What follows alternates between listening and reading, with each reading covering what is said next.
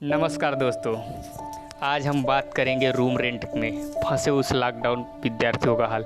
रात के अंधेरे में जब दुनिया सो जाती है दोस्तों, तो टीवी पर चल रहे चैनल शांत हो जाते हैं। जब दूर कहीं किसी बिल्डिंग की चकाचौंध रोशनी डिम हो जाती है तो 10 बाई 10 के कमरे में एक शोर होता है। ये शोर प्रयागराज, पटना, दिल्ली, कानपुर जैसे तमाम बड़े शहरों में होता है, जिन्हें आज कोरोना के साथ किराए की भी चिंता है। ये सच है कि छात्र देश का भविष्य होते हैं, पर उन्हीं छात्रों का भविष्य किसी विश्वत रेखा पर लंबवत खड़ा हो तो एक सवाल तो बनता है ना साहब। सवाल ये कि किसी बेरोजगारी में छात्रों के रूम में किराए का क्या होगा, जो पिछले 5 महीनों से क्वारंटाइन है, इस उम्मीद से कि उस बड़े से मकान मालिक के बड़े से अंकल और आंटी एक बड़ा सा दिल रखती हो, पर अफसोस कि उस बड़े से शहर में बड़े से मकान के बड़ा सा मकान मालिक एक छोटा सा दिल रखती है। हाल ही दिनों में महीने की 1 तारीख को छात्र से कहा जाता है कि आप किराया दे दो या रूम खाली कर दें। हम भी स्टूडेंट हैं साहब, और स्टूडेंट परजीवी होता है। वो लाइफ का हर मोड़ पर किसी दूसरे पर आश्रित होता है। पैसों के लिए घर वालों पर, छत के लिए किरायों के मकान पर, और सफलता के लिए कोचिंग संस्थानों पर, और आज की बेरोजगारी और नौकरी के लिए बाहरी सरकारों पर। घर से बाहर रह रहे तमाम छात्र जो पढ़ रहे हैं, उन विद्यार्थियों की कहानी एक कटु सत्य भी है। इस कटु सत्य की सत्यता को समझने के लिए शायद ही कोई है दोस्तों, और यही कारण है कि मेरे जैसे तमाम शहर के विद्यार्थी कुछ तो सफलताओं और असफलताओं को किसी किराए के कमरे में बंद करके घर चले गए, और कुछ उन्हीं किरायों को घर में रहकर अभी भी संघर्ष कर रहे हैं। एक कड़वा सच ये भी है दोस्तों कि हमारे गांव से निकलकर शहर जाने वाला अधिकतर स्टूडेंट निम्न परिवार से ही आते हैं। कोई किसान का बेटा है तो कोई मजदूर का, किसी के पिताजी पंसारी हैं तो किसी के पिताजी हैं ही नहीं। इस दुनिया में हम बात कर रहे हैं उन विद्यार्थियों की भी जिनके लिए 2020 आखिरी मौका है, न सिर्फ उम्र के लिहाज से बल्कि बाबूजी की हैसियत के हिसाब से। हम बात कर रहे हैं उस पिता की जिसने ट्रेन पकड़ाते समय अपने बेटों से कहा कि खेत का आखिरी टुकड़ा गहन रख रहे हैं बबुआ, तुम पर पूरा भरोसा है। और हम बात कर रहे हैं उस माँ को जिसने अपने सारे गहने सुनार के पास गिरवी रख के अपने बेटे का भविष्य को सुधारने के लिए सपना देखते हैं।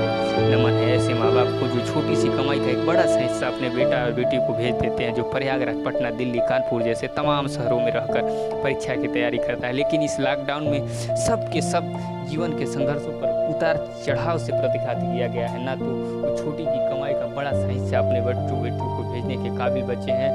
बात यहाँ फंसती है दोस्तों, ये आखिर स्टूडेंट करे क्या? ना तो कोई एग्ज़ाम हुआ है, ना ही रिजल्ट, ना ही एग्ज़ाम कोई होने वाला है, तो सरकार की सब कब्जे में होती जा रही हैं। तो एक स्टूडेंट आखिर बंद कमरों में किराए का इंतजाम कैसे करे? सरकार ने तो कभी छात्रों का चिंता किया ही नहीं, लेकिन उनका क्या जो सरकार को मानते ही नहीं, यानी मकान मालिक। क्योंकि स्टूडेंट किसी के घर में रहता है, सरकार के मकान में नहीं।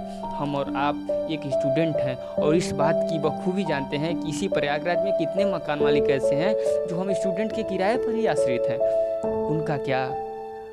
उनका क्या असुविधा और लाजमी बात तो यही है, फिर सरकार हमारी समस्या को क्यों इग्नोर कर रही है? अरे साहब, लाख करोड़ों किसी पैकेज पर खर्च कर देते हो, स्टूडेंट के लिए भी एक पैकेज निकालो ना, या फिर उन मकान मालिकों को डायरेक्ट पैसा ट्रांसफ़र क्यों नहीं कर देते? हम भी नहीं चाहते कि हमारी वजह से किसी का नुकसान हो, क्योंकि सशक्त थे जब हम घरों में आमदनी थी तब हम किराया देते थे, और हमें मुफ्त में रहने की व्यवस्था नहीं चाहिए थी।